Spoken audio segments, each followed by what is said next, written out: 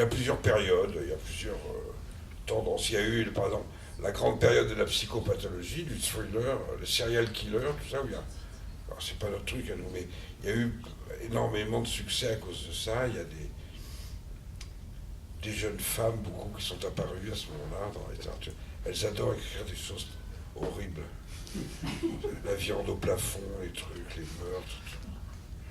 Il y en a une en ce moment, la Karine Giebel, alors, qu'on a formée, nous. On a eu tort, hein, parce que moi, je ne peux pas lire ça, ça me fait peur. Et je suis toujours au bord de... je suis malade quand même. Bref, il y a eu... Non, il y a des modes comme ça. Il y a eu... Après, il y a eu la mode très récemment des Scandinaves. Pourquoi tout d'un coup les Scandinaves? Ça, on n'a jamais... Il faudrait que ce soit un sociologue qui se penche sur la question, mais il y avait une habitude du polar scandinave, surtout avec des auteurs, mais les auteurs de romans noirs plutôt, suédois. Et là, tout d'un coup, il y a des psychopathes islandais, norvégiens, et tout, qui apparaissent, et ça a marché. Donc par période, comme ça, il y a quelque chose qui relance toujours le polar. Le polar, c'est assez compliqué, mais c'est quand même quelque chose de précis et compliqué à la fois. Polar, c'est quatre grandes familles. Il y a la famille du roman d'énigmes, qui existe toujours, hein, généralement écrit par des vieilles anglaises, à 80%, mais avec des sous-sections, romans d'énigmes. Bien, par exemple, une spécialité, c'est les romans où vous savez, les WC sont fermés de l'intérieur. Enfin, les chambres closes, comme Rouletabille. Voilà, alors il y a un auteur français, par exemple, Alter, c'est pas Marek Alter, c'est l'autre, Patrick Alter, qui est spécialiste de ça. Bon, ça c'est un roman qui a changé, hein, qui s'est modernisé, mais quand même, c'est toujours des grandes énigmes familiales et très psychologiques. Enfin, c'est-à-dire, les Anglaises, elles adorent la psychologie. La deuxième grande catégorie du polar, c'est le roman policier. Alors, le roman policier, la définition, c'est qu'il faut qu'il y ait un flic dedans, quoi. Sinon, c'est pas un roman policier. Alors, roman policier, là, il est plus normé, dans le sens où c'est 1850. Hein, le premier, on pense que c'est Balzac, avec une affaire ténébreuse, ou Poe, double assassinat dans la rue Morgue. Enfin, ça apparaît quand même, en 1850, au milieu du siècle dernier. Alors là, c'est la police, c'est-à-dire que le personnage du policier est très pratique, parce qu'il représente la loi, la morale, l'époque, et il faut qu'il résolve quelque chose et qu'il punisse d'une certaine manière. Alors le roman policier a évolué, parce que souvent... les périodes font que ça devient trop compliqué pour un simple flic de base. Après, on s'est intéressé au milieu de la police, et puis, bon, enfin, bref. Mais il existe toujours. Et c'est vrai que les romans scandinaves, par exemple, sont des romans policiers, où il y a toujours un flic au début qui se promène sur la lande. Il pleut, il fait -15, il y a des phoques au loin qui s'ébattent. Et puis, en marchant sur le chemin, dans la boue, il y a une main crochue qui sort de la boue.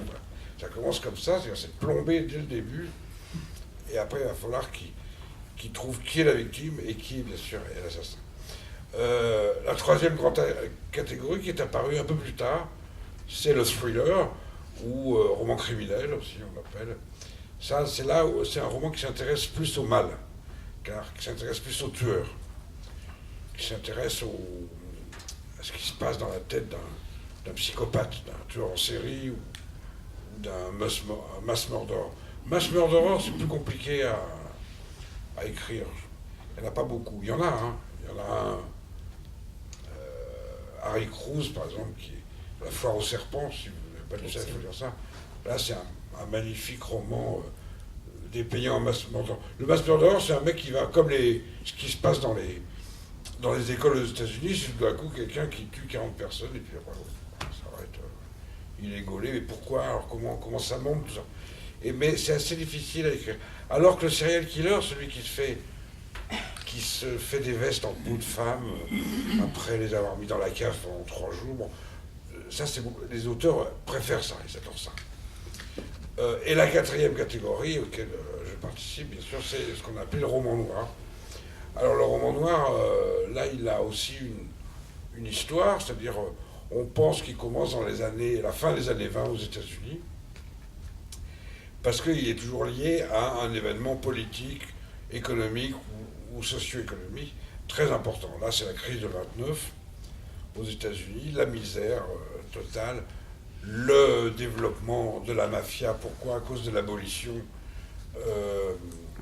l'interdiction de l'alcool, tout ça. Donc, c'est une période où tout d'un coup, le flic a une importance gênante pour les auteurs.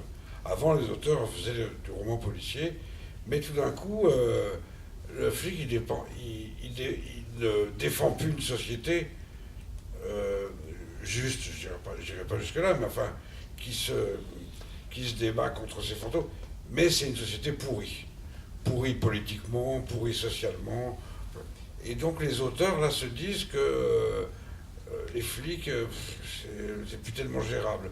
Donc ils créent ce personnage de détective, qui est un personnage de la vie civile, qui a des emmerdes avec les flics tout le temps, enfin bref, mais qui lui peut juger, peut dire ça c'est la corruption, ça c'est le maire, ça c'est le député, ça c'est ceci. Et alors que le policier ne peut pas le dire. Et les détectives, des fois ils peuvent défendre le mauvais côté des choses, hein. Ils ne sont pas forcément au service du bon et de la veuve et de l'orphelin, ils ont leur vie. Parce que c'est des personnages comme vous et moi. Alors, on connaît Chandler, Hammett et compagnie. McCoy, Marlowe. Alors, Marlowe, qui est le détective de Raymond Chandler, qui a l'archétype presque. un détective avec Sam Spade. Formidable, parce que c'est un mec il ne fait que parler. C'est la tchatch californienne. Il arrive à trouver tout en faisant parler les gens parce qu'il leur parle, parce qu'il vanne, parce que c'est un roman qui est très très très intéressant à cause de ça. Il y a Livarché aussi qui est intéressant dans ce sens-là. Qui? Livarché, qui lui est très psychologique, très psychanalyste. Oui, enfin, mais il y a plein de trucs qui se passent. Là, je fais des et le grandes lignes. couple là-dedans. Alors les détectives en France, ça marche pas les détectives en France. C'est des gens qui font des photos de couples illégitimes dans les hôtels, c'est tout, ça s'arrête là. Donc le détective en France n'est pas vraiment un personnage. Il y en a un qui a vaguement existé, c'est celui de Léo Mallet, Nestor Burma, mais enfin c'est une copie de l'américain, c'est un détective américain à Paris.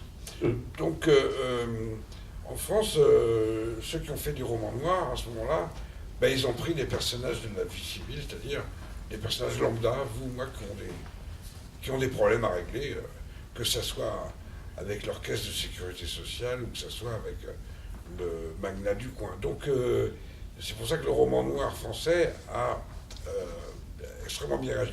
Et le roman noir français est apparu, enfin, s'est généré à cause de 68, parce qu'il y a eu un mouvement, un bouleversement social, politique quand même aussi, suffisamment important pour intéresser les auteurs. Et d'ailleurs, dans tous les pays du monde où le roman noir est apparu après, c'est généralement avec des auteurs qui faisaient partie soit de la vie politique de manière beaucoup plus dure que nous, parce qu'ils faisaient aussi partie de l'armée secrète, il y en a qui ont été torturés, il y en a qui ont été en tôle, et tout ça. Bon.